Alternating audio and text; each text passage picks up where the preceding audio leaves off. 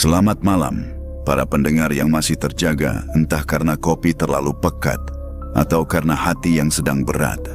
Di malam yang sunyi ini, izinkan saya membisikkan sebuah kisah yang katanya pernah terjadi di sebuah sudut Jawa Tengah, di Pasar Solo, tempat aroma bakso, sate, dan harapan bercampur jadi satu.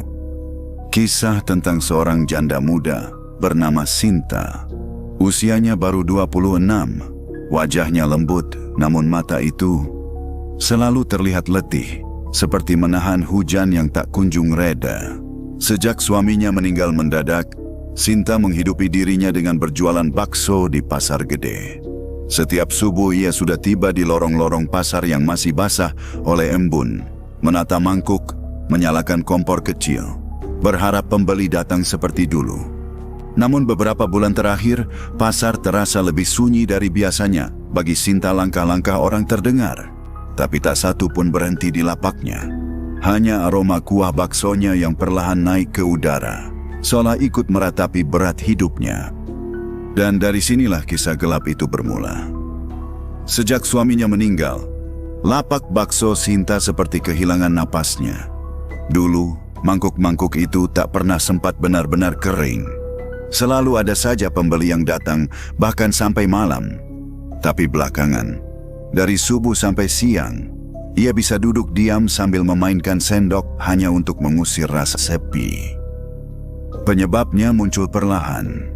Di seberang lapaknya, berdiri sebuah warung bakso baru dengan baliho besar dan lampu terang. Pemiliknya seorang pria gemuk yang tampak selalu tersenyum manis pada pelanggan. Diam-diam menyebar kabar bahwa bakso Sinta pakai bahan tak berkualitas. Fitnah kecil yang cukup membuat orang ragu. Sinta hanya bisa menggigit bibir saat melihat pelanggan yang dulunya akrab, kini malah menyeberang ke warung itu tanpa menoleh. Pendapatan mulai merosot. Dalam sebulan, bukan untung yang datang, tapi tumpukan tagihan. Suaminya dulu meminjam uang pada rentenir untuk memperbaiki gerobak dan membeli bahan baku. Setelah ia tiada, semua itu jatuh ke tangan Sinta. Rentenir yang datang tidak pernah membawa berita baik. Mereka mengetuk pintu rumahnya hampir setiap malam dengan nada suara yang membuat bulu kuduk berdiri. "Besok harus ada pembayaran. Kalau tidak, gerobakmu kami ambil," kata salah satu dari mereka sambil menempelkan ujung rokok ke pagar kayu rumah Sinta. Ancaman itu membuat tidur Sinta tidak pernah utuh. Ia sering terbangun karena mimpi buruk tentang gerobaknya dibawa pergi atau ia diseret ke gang sempit karena tak mampu membayar. Setiap pagi matanya sembab, tubuhnya lemas, tapi ia tetap memaksa diri ke pasar, memikul beban yang terasa makin berat tiap harinya. Suatu hari, saat ia sedang menata bakso di gerobak, ada suara dari belakang. "Sin, kamu gak capek terus begini?" Itu suara Warti, pedagang sayur yang sudah lama mengenalnya. Sinta tersenyum tipis, berusaha tegar. Tapi Warti bisa membaca kegelisahan itu. "Kalau terus sepi begini, kamu bisa kehilangan semuanya." Kata-kata itu menusuk. Sinta tahu itu bukan ancaman, tapi kenyataan yang tak bisa ia hindari. Setiap hari adalah lomba melawan waktu, antara membayar hutang, bertahan hidup, dan menjaga gerobak agar tak disita. Dan di tengah tekanan itu, Sinta mulai merasa benar-benar sendirian. Hari-hari Sinta semakin berat. Setiap subuh ia datang lebih awal, berharap bisa menarik 1-2 pembeli sebelum warung di seberang buka. Tapi tetap saja, mangkuk-mangkuk itu seperti menunggu tanpa harapan. Hanya angin pagi yang lewat, menggoyangkan plastik mie kering dan meresahkan pikirannya. Suatu sore, saat pasar mulai sepi, seorang pelanggan yang jarang ia lihat datang. Lelaki itu berusia sekitar 40-an, memakai jaket lusuh, dan langkahnya terdengar pelan seperti menahan sesuatu. Ia duduk tanpa banyak bicara, lalu memesan 1 mangkuk bakso. Sinta menyajikannya dalam diam. Yang aneh, saat bakso itu ia letakkan di meja, lelaki itu tersenyum tipis. "Bakso kamu lebih enak dari semua yang ada di pasar ini," katanya pelan. Sinta menunduk, tak tahu harus menjawab apa. Lelaki itu melanjutkan, "Tapi rasa enak saja tidak cukup. Orang sekarang lebih percaya pada keberuntungan." Ia menatap Sinta lama, terlalu lama untuk ukuran orang asing. Sinta merasa jantungnya berdebar, tapi ia tetap pura-pura sibuk merapikan saus. "Kamu tahu Gunung Kawi?" tanya lelaki itu tiba-tiba. Pertanyaan itu membuat Sinta berhenti bergerak. Nama itu bukan hal baru baginya. Cerita tentang pesugihan Gunung Kawi sering terdengar dari mulut ke mulut.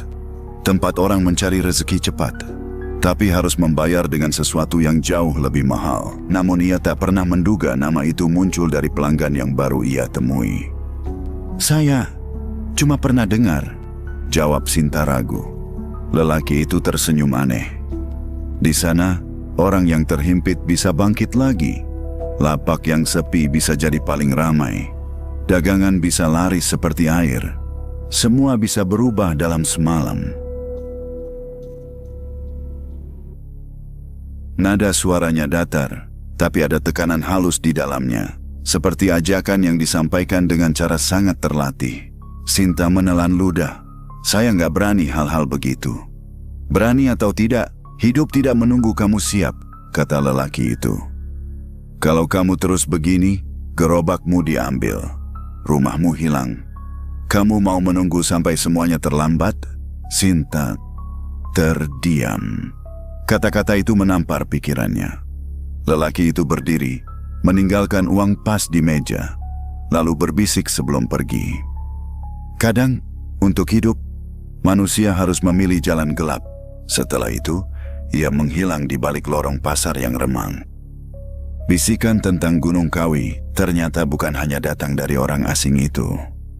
Beberapa hari setelahnya, Warti, pedagang sayur yang sering mengobrol dengannya, mulai bercerita tentang salah satu pedagang pasar yang mendadak kaya setelah berdoa ke sana. Ada pula pedagang kain yang konon dagangannya selalu habis, bahkan sebelum toko buka.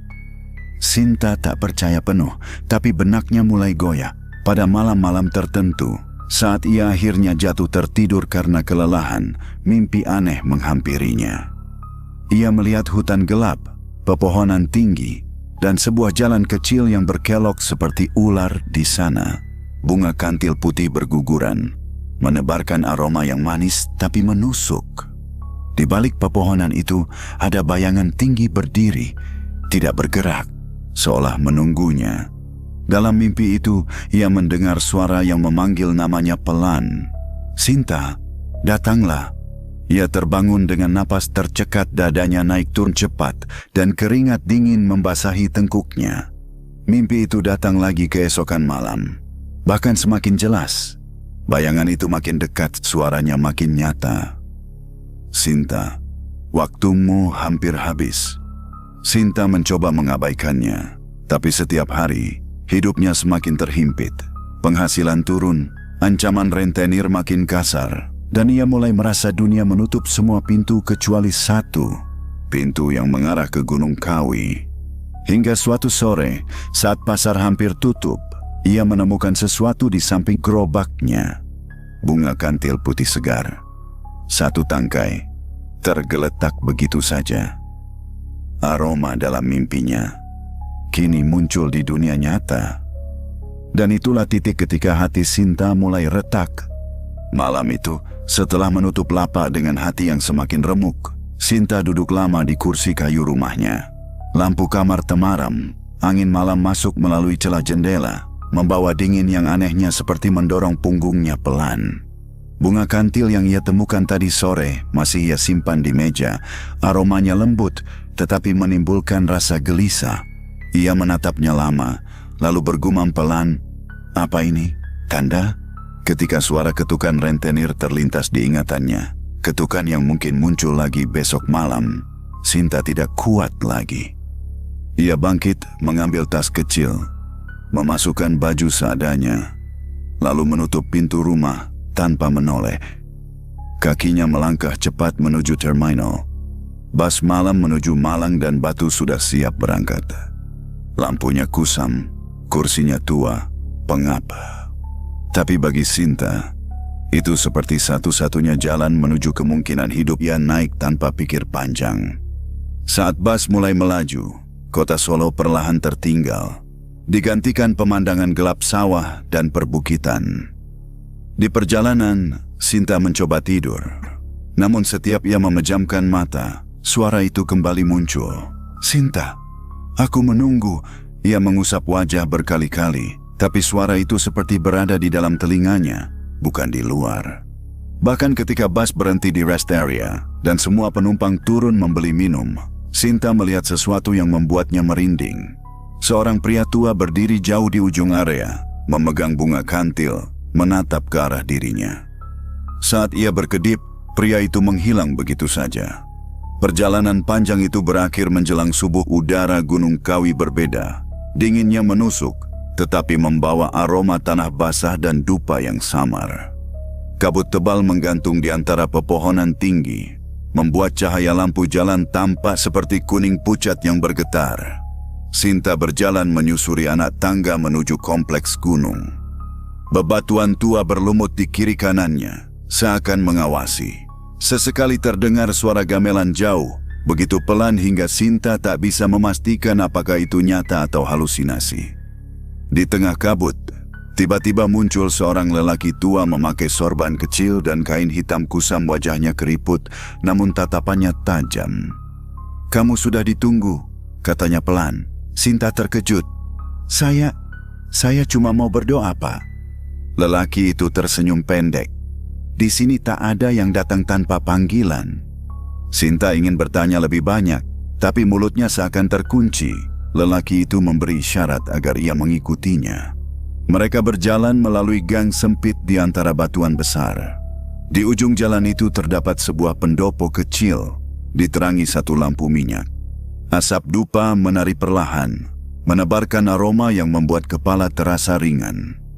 "Letakkan bunga kantil itu," kata lelaki tua itu. Sinta terkejut. "Dari mana Bapak tahu saya bawa?" "Letakkan saja."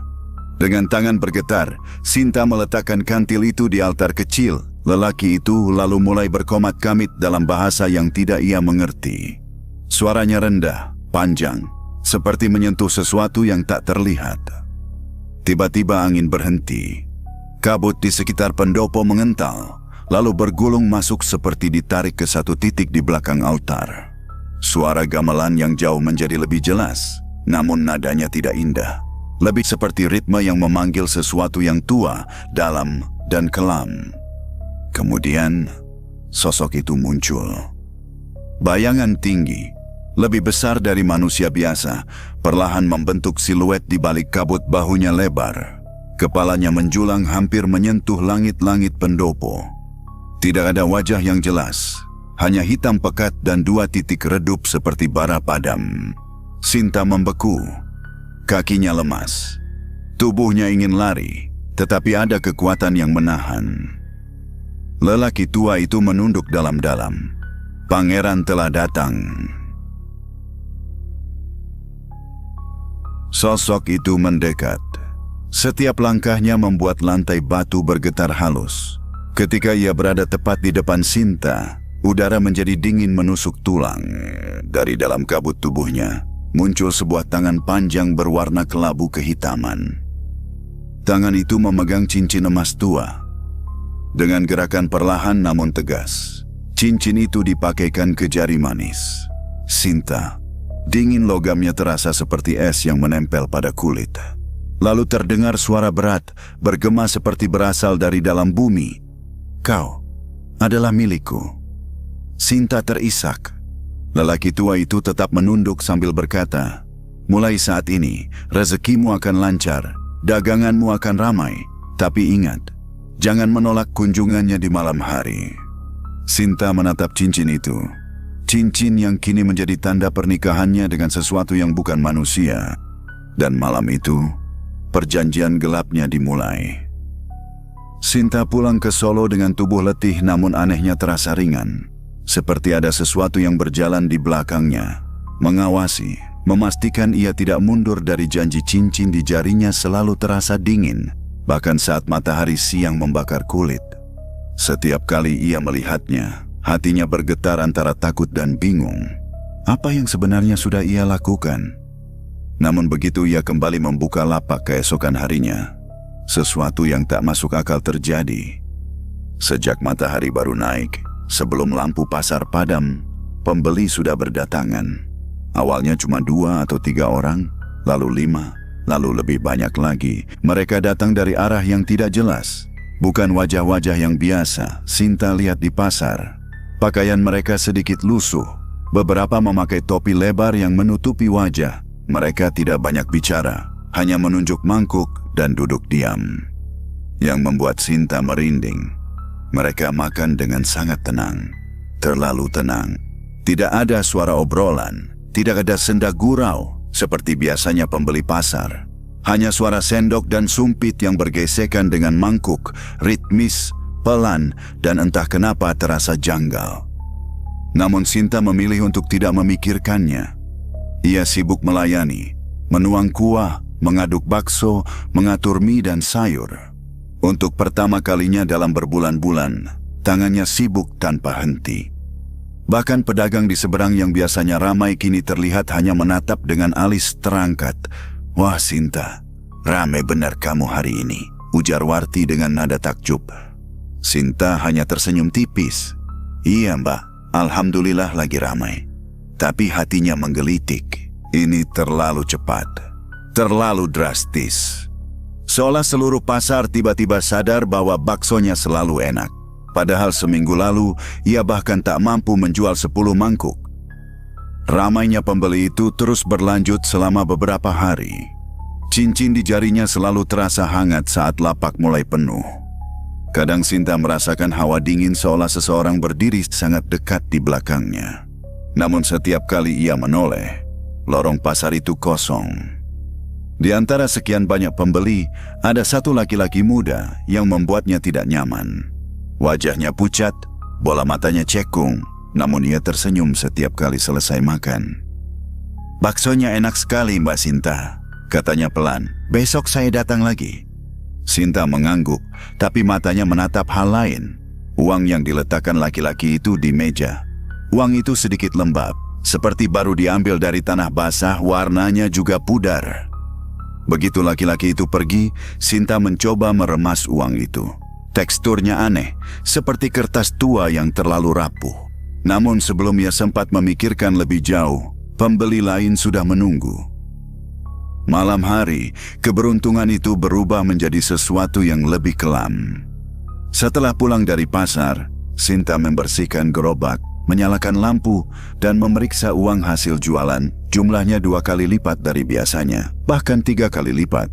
Ia tertegun, tidak percaya. Namun ketika ia menaruh tumpukan uang itu di atas meja, aroma aneh menyeruak. Seperti bau bunga kuburan yang bercampur dengan wangi dupa, ia memejamkan mata. "Jangan mikir macam-macam, yang penting akhirnya bisa bayar hutang," gumamnya. Tapi saat sedang menghitung uang, telinganya menangkap sesuatu. Suara lirih, pelan, seperti bisikan. "Sinta." Tangannya terhenti. Ia memandang ke arah pintu tapi tidak ada siapa-siapa. Lampu rumah bergetar sedikit, membuat suasana makin menegang. "Sinta." Bisikan itu datang lagi. Kali ini dari arah kamar. Sinta berdiri perlahan, hatinya berdebar. Ia melangkah ke kamar dengan sangat hati-hati, memegang dinding karena lututnya mendadak lemas. Ketika ia membuka pintu, hanya kegelapan yang menyambut. Namun saat ia hendak kembali, ada sesuatu muncul di sudut mata. Bayangan tinggi, duduk di kursi dekat jendela. Sinta menahan napas 5 detik, ia membeku. 10 detik. Bayangan itu tidak bergerak. Hanya diam, gelap, dan bentuknya samar. Seolah seseorang sangat tinggi sedang duduk dengan tubuh menunduk. Sinta mundur selangkah dan dalam sekejap bayangan itu lenyap. Tidak ada suara, tidak ada gerakan. Seolah keberadaannya memang bukan berasal dari tempat yang bisa dijelaskan. Cincin di jari Sinta terasa dingin, sangat dingin. Seperti baru saja dicelupkan ke dalam es.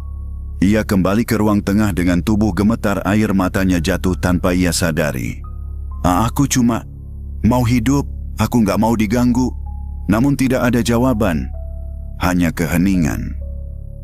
Keesokan harinya, lapak Sinta kembali penuh. Orang-orang datang tanpa henti. Bahkan beberapa di antaranya seperti muncul dari gang gelap lalu langsung hilang setelah makan. Dagangan laris uang mengalir. Tapi setiap malam, saat Sinta pulang, bayangan itu selalu menunggu. Kadang di kursi, kadang di dapur, kadang berdiri di ujung tempat tidur. Ia tidak bicara, tidak bergerak, hanya hadir. Sebagai peringatan bahwa semua keberuntungan itu datang dengan harga. Harga yang perlahan mulai ditagih. Sejak bayangan tinggi itu pertama kali muncul di kursi kamar, malam-malam Sinta tidak pernah lagi sama. Ia selalu pulang dengan perasaan seperti sedang diawasi dari balik bahunya. Setiap kali ia membuka pintu rumah, hawa terlalu dingin menyambut. Dingin seperti berasal dari ruangan yang lama tidak tersentuh manusia. Lampu rumah sering berkedip, seolah keberadaannya terganggu oleh sesuatu yang tidak terlihat. Namun Sinta berusaha menutup mata terhadap semua itu. Ia hanya fokus pada satu hal, dagangannya kembali laris. Uangnya banyak. Hidupnya yang semula berada di ujung jurang kini seolah memiliki pijakan lagi. Tapi di balik semua keberhasilan itu, ada bayangan yang menunggu. Semakin dekat, semakin menonjolkan diri. Pada malam ketiga setelah ritual, Sinta sedang mengikat rambut di depan cermin ketika ia melihat sesuatu. Bayangan itu muncul di belakangnya. Tidak jelas, namun cukup untuk membuat jantungnya serasa meloncat keluar.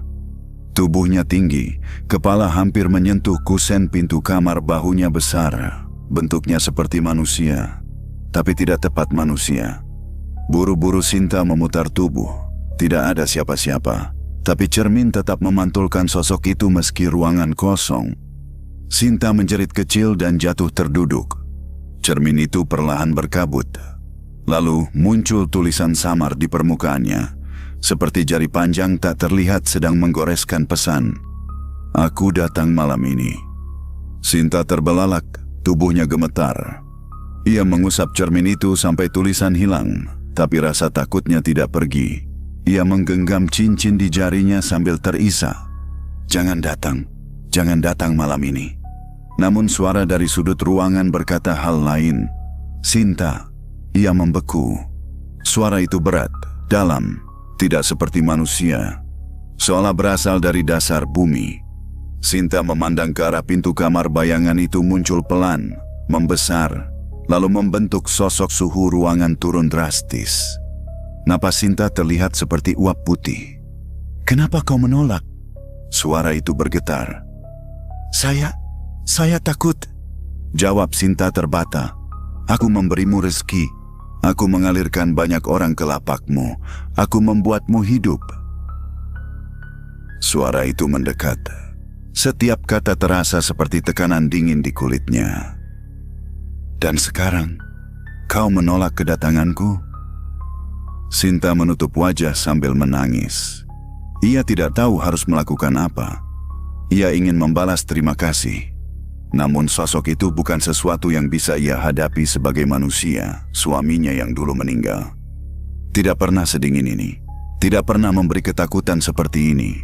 Sosok itu duduk di lantai, mendekat begitu lama hingga Sinta bisa merasakan hawa dingin mengalir dari tubuhnya yang gelap. Lalu, sepasang tangan panjang muncul dari kabut hitam tubuhnya.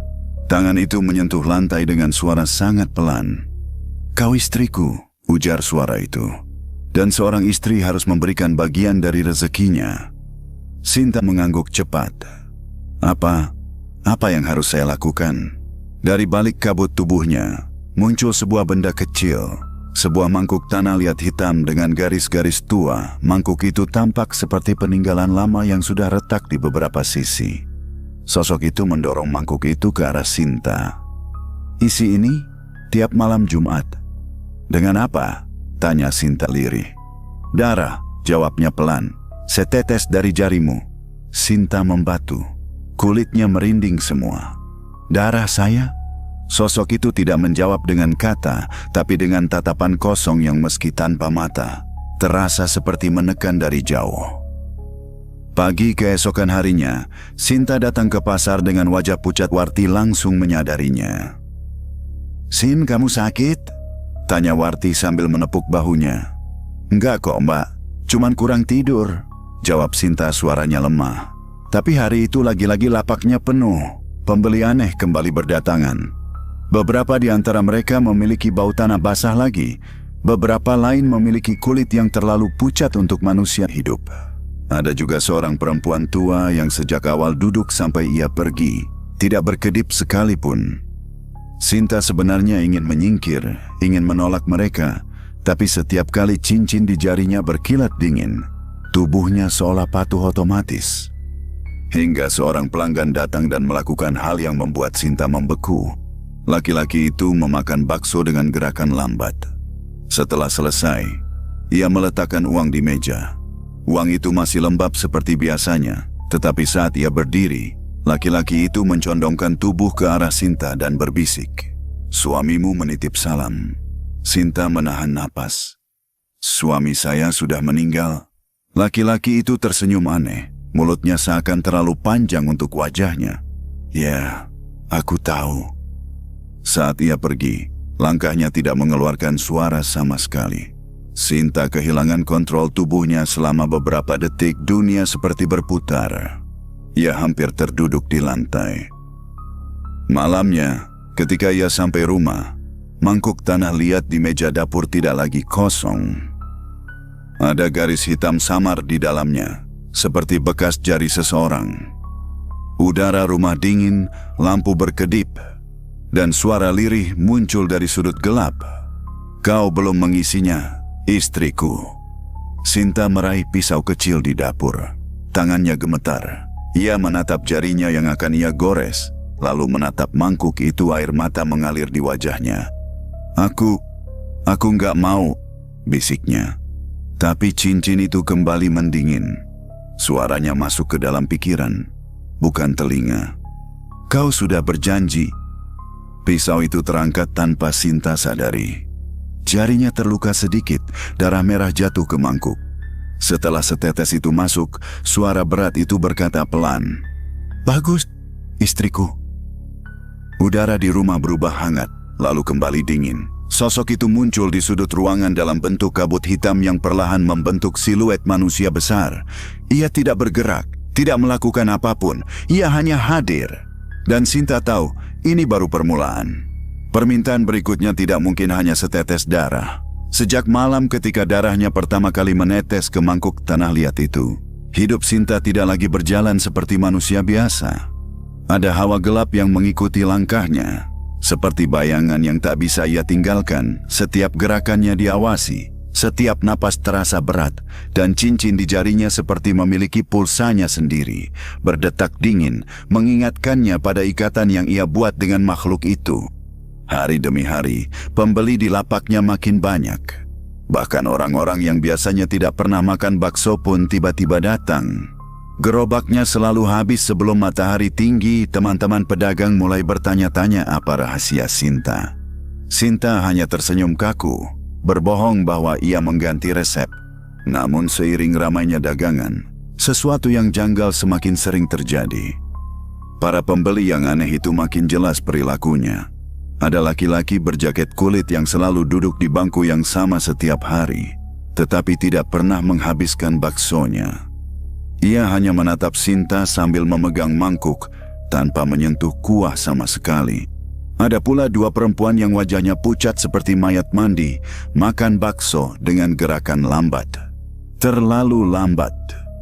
Mulut mereka bergerak, tapi tidak ada suara kunyahan, dan ketika mereka meninggalkan meja, kursi tempat mereka duduk selalu terasa dingin. Sinta mencoba menghindari pandangan mereka. Namun ada satu yang paling membuatnya merinding. Seorang anak kecil berambut acak-acakan yang selalu datang menjelang maghrib. Ia tidak pernah bicara, tidak pernah memesan, hanya berdiri di belakang gerobak, menatapnya. Ketika Sinta akhirnya mencoba menyapanya, anak itu hilang begitu saja, tanpa suara, tanpa langkah.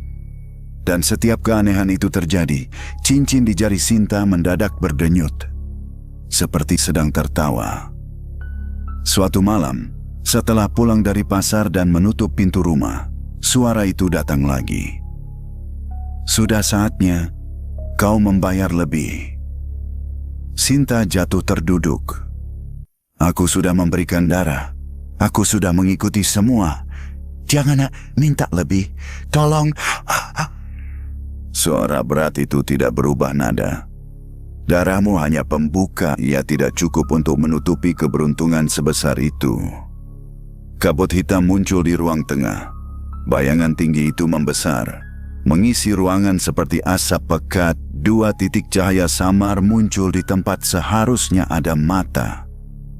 Kau diberi penghasilan, diberi pelanggan, diberi jalan keluar dari hutangmu. Sekarang, waktunya kembali. Apa yang harus aku lakukan? Suara Sinta pecah, seperti seseorang yang sudah kehilangan kekuatan berpikir. Sosok itu mengangkat tangan panjangnya.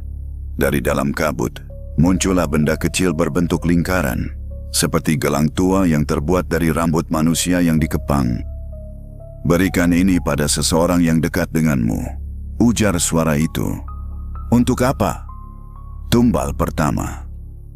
Sinta menjerit pelan sambil menutup mulutnya, tidak percaya apa yang ia dengar. Tidak. Aku tidak mau membunuh siapapun. Apapun boleh, asal jangan itu. Namun suara itu berubah keras. Tidak ada pesugihan tanpa tumbal. Sinta menggeleng sambil menangis terseduh-seduh. Aku bukan pembunuh. Kau adalah istriku, dan seorang istri memberikan apapun yang diminta suaminya. Kata-kata itu menghantam jiwanya. Sinta merasa mual. Ia memegang dinding agar tidak jatuh, tetapi tubuhnya tetap gemetar hebat.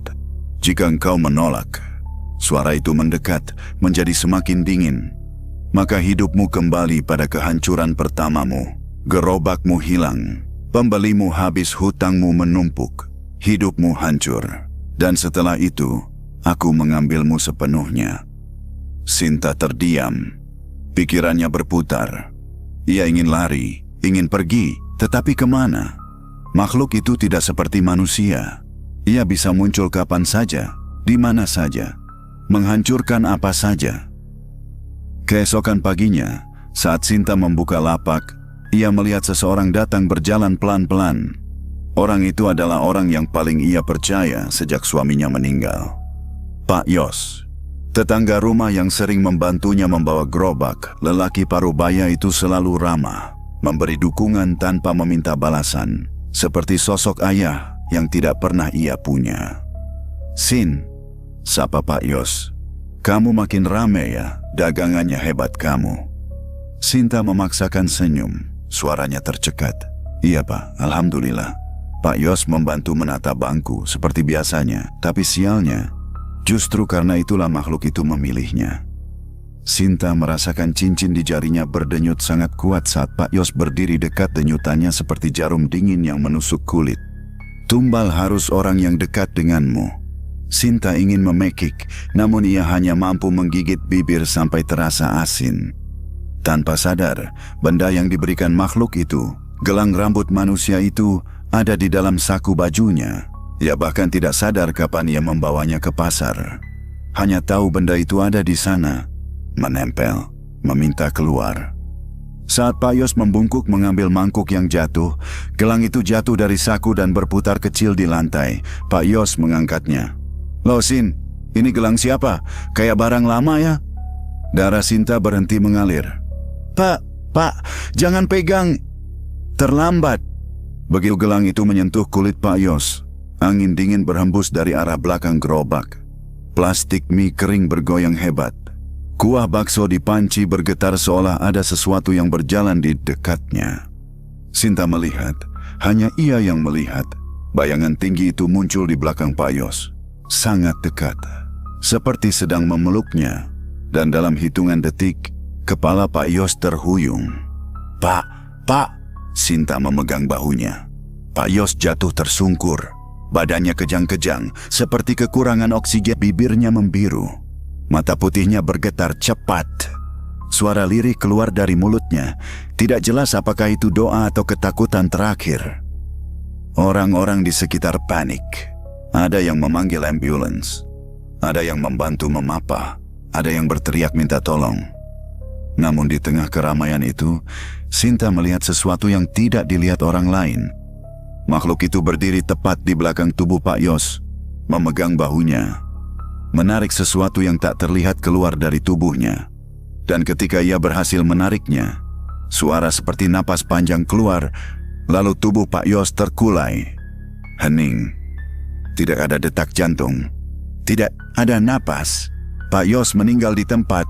Sinta menjerit, memeluknya, memohon agar lelaki baik itu menatapnya sekali saja. Tapi tidak ada keajaiban. Tidak ada pertolongan. Hanya kematian yang pekat. Makhluk itu menatap Sinta tanpa mata. Suaranya muncul di dalam kepala. Tumbal pertama telah diambil. Sinta terduduk. Air matanya jatuh seperti hujan besar, hidupnya runtuh. Hidup seseorang yang tidak bersalah hilang karena pilihannya. Dan itu baru permulaan. Kematian Pak Yos menjadi pukulan paling keras yang pernah diterima Sinta sejak suaminya meninggal. Ia tidak hanya kehilangan orang yang selama ini membantunya tanpa pamrih, tapi juga menyadari bahwa darah yang menempel di tangannya tidak lagi hanya miliknya sendiri. Itulah malam pertama. Sinta duduk sepanjang dini hari di sudut rumah, memeluk lutut, tubuhnya gemetar tak henti. Tak ada suara lain kecuali isakannya dan getaran halus dari cincin di jari yang tidak pernah mau diam. Pada pukul 3 dini hari, ketika matanya hampir terpejam karena lelah, suara itu datang lagi. Istriku, tumbal pertama telah dibayar. Tumbal berikutnya akan menentukan kelancaran rezekimu. Sinta menutup telinga. Aku nggak mau lagi. Aku nggak mau hidup begini. Kau tidak punya jalan kembali. Suara itu bergema, seperti diucapkan dari dalam tembok. Sinta menjerit, lalu bangkit. Ia mengambil cincin itu dan mencoba menariknya dari jari. Tapi cincin itu seolah telah menyatu dengan kulitnya. Ia menarik, memaksa, memukul meja, tetapi kulit jarinya hanya memerah tanpa hasil. Aku mau putus. Aku mau bebas, teriak Sinta. Suara itu tertawa rendah. Kau menikah denganku di depan alam. Ikatan itu abadi. Tawa itu membuat rumah terasa menyempit, hawa dingin menyelimuti ruangan. Lampu berkedip. Bayangan di dinding bergerak sendiri.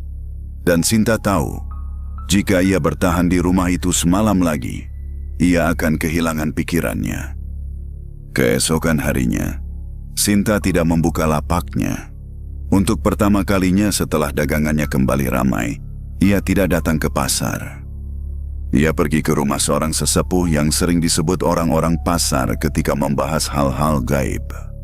Mbak Woro, perempuan sepuh yang tinggal di pinggir kota. Rumahnya menghadap sawah luas. Ketika Sinta tiba, Mbak Woro sudah duduk di teras, seolah menunggunya. Anak muda, wajahmu sudah bukan wajah manusia biasa, kata Mbak Woro pelan. Sinta langsung menangis terseduh-seduh. Mbah, saya salah. Saya sudah terikat sama sesuatu di Gunung Kawi.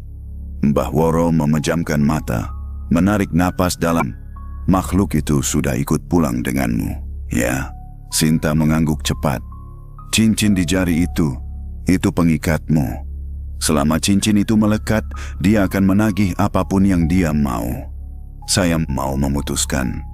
Saya mau bebas, Mbah. Mbah Woro menatap Sinta lama sekali. Tatapannya bukan menghakimi, tapi penuh hibah. Putus itu bisa, tapi kau harus siap dengan akibatnya.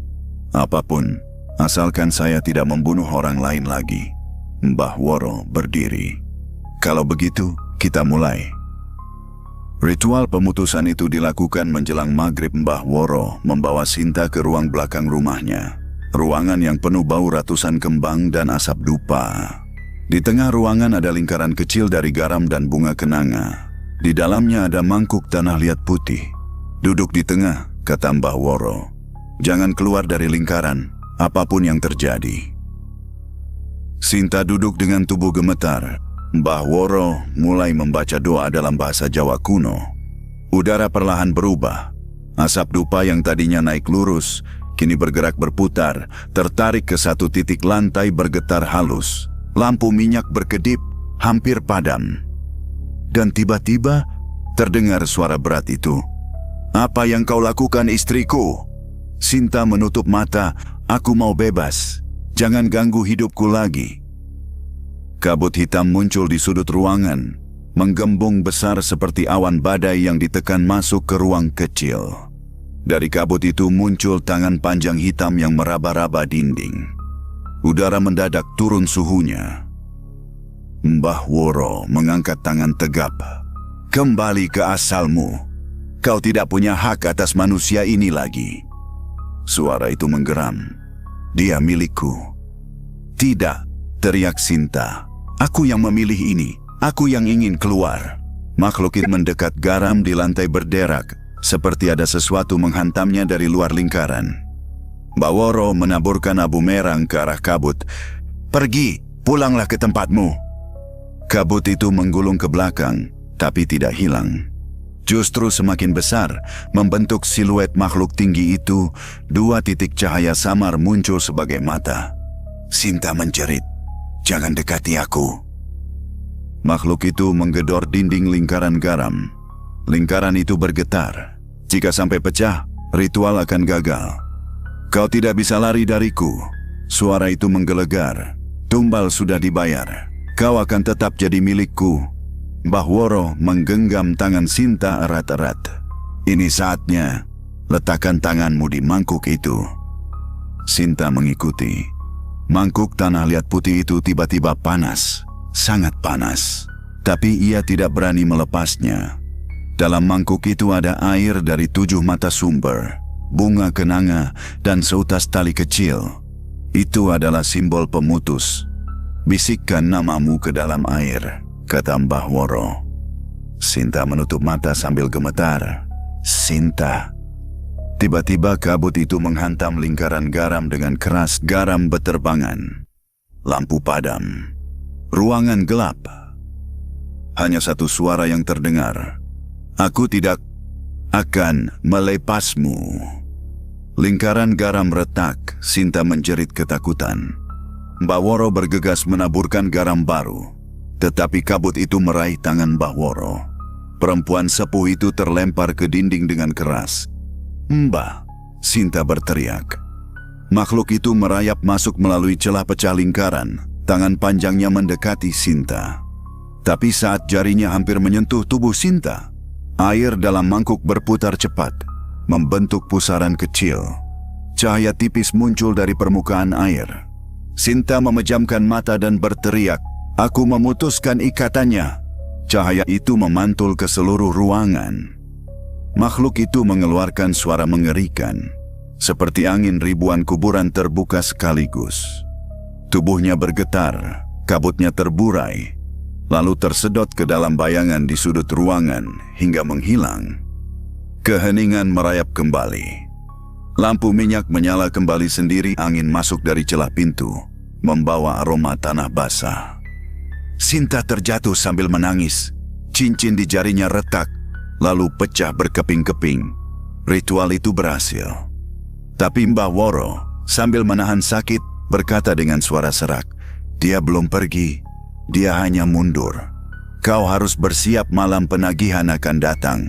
Sinta memegang jantungnya. Pertarungan belum selesai. Sejak cincin itu pecah dalam ritual Mbah Woro, hidup Sinta berubah menjadi seperti menunggu badai besar yang tidak tahu kapan menghantam. Ia pulang dengan tubuh lelah, pikiran kacau, dan hati yang terus berdebar kencang. Rumahnya terasa asing, padahal itu tempat ia bertahun-tahun tinggal bersama almarhum suaminya. Namun malam itu berbeda, terlalu sunyi. Tidak ada suara jangkrik, tidak ada hembusan angin. Udara terasa berat, seperti ditahan oleh sesuatu. Sinta berdiri di ruang tengah, memegang dada, merasakan ritme jantungnya yang tak beraturan. Dia belum pergi, gumamnya. Dia pasti datang. Lampu rumah tiba-tiba meredup dengan suara mendengung. Bayangan di dinding memanjang sendiri, meregang seperti karet, membentuk siluet tinggi yang perlahan-lahan menoleh ke arah Sinta. Sinta menjerit dan berlari ke pintu, tapi gagang pintu itu membeku, seperti diselimuti es. Tangan Sinta tak kuat memutar. Ia mundur dengan napas terengah. Di belakangnya, suara berat itu muncul. "Kau memutuskan ikatan kita." Suara itu begitu dekat, seolah berbisik tepat di belakang telinganya. Sekarang, kau harus membayar dengan tubuhmu atau dengan jiwa orang lain. Sinta menatap ke arah jendela tirai bergoyang sedikit. Dari luar, kabut tebal merayap masuk melalui celah.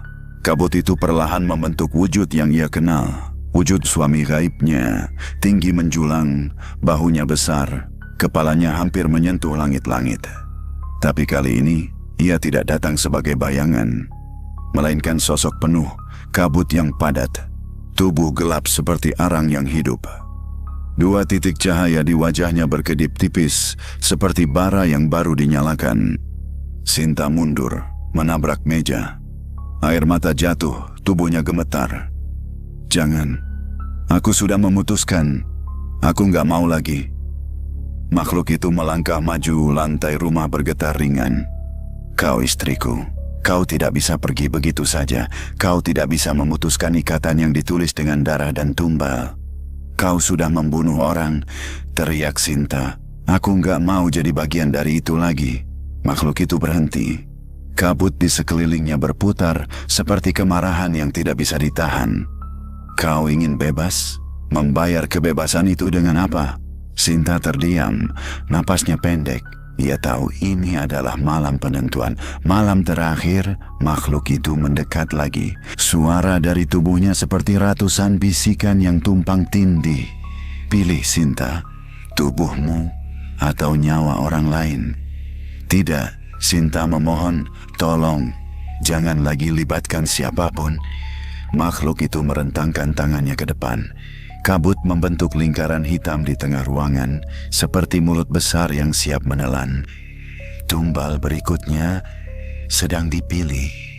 Sinta menjerit, jangan. Tapi lingkaran itu memperlihatkan bayangan seseorang. Bayangan wajah Warti, pedagang sayur yang sering menolong Sinta. Wajahnya tampak bingung, seolah merasakan bahaya tanpa tahu dari mana datangnya. Sinta menggigit bibir sampai berdarah. Jangan dia, jangan siapapun, ambil saja aku. Makhluk itu memiringkan kepala. Kau rela? Sinta menangis keras. Iya, asal semuanya selesai. Makhluk itu mendekat, sangat dekat Hawa. Dinginnya menusuk kulit, membuat bulu kuduk Sinta berdiri. Ia mengangkat tangan panjangnya, seperti hendak meraih wajah Sinta. Namun saat tangannya menyentuh dahi Sinta, kilatan cahaya kecil muncul. Itu bukan cahaya dari dunia gaib. Itu cahaya dari amulet kecil yang diselipkan Baworo ke saku Sinta tanpa ia sadari. Cahaya itu mengembang, memotong kabut hitam. Makhluk itu meraung marah. Tubuhnya terbelah menjadi serpihan kabut yang mencoba menyatu kembali. Sinta memanfaatkan kesempatan itu. Ia berlari ke pintu belakang, memaksakan diri membuka kunci yang membeku. Dengan tenaga terakhir, ia berhasil keluar rumah. Angin malam menyambutnya, membawa aroma tanah basah. Ia berlari tanpa arah, hanya mengikuti suara jantungnya yang berdegup liar. Dari belakang, suara itu menggema. Sinta, kau milikku. Bayangan hitam itu menyusul, bergerak cepat di antara pepohonan. Sinta berlari ke arah pasar. Tempat pertama kali semuanya berubah. Lorong pasar gelap, lampu-lampu padam. Hanya ada suara langkahnya yang memantul ke dinding. Namun di tengah pasar, kabut hitam itu muncul lagi, memanjang seperti guratan luka di udara. Sinta berhadapan langsung dengan sosok suami gaibnya. Kau tidak bisa lari. Suaranya retak, marah, dan haus. Sinta membalas dengan sisa keberaniannya. Kau mau aku selesaikan sekarang, tapi jangan ganggu orang lain lagi. Bayangan itu berhenti, memandangnya. Lalu mendekat perlahan, seperti menimbang. Cahaya kecil dari amulet di tangan Sinta kembali menyala. Kali ini lebih terang. Makhluk itu menjerit, suaranya menggema di seluruh pasar. Sinta! Cahaya itu meledak seperti kilat. Bayangan hitam itu terpecah menjadi serpihan kecil, lalu menghilang. Seperti asap tersapu angin, Sinta terduduk di lantai pasar, menangis keras. Untuk pertama kalinya dalam berbulan-bulan, napasnya terasa manusiawi lagi.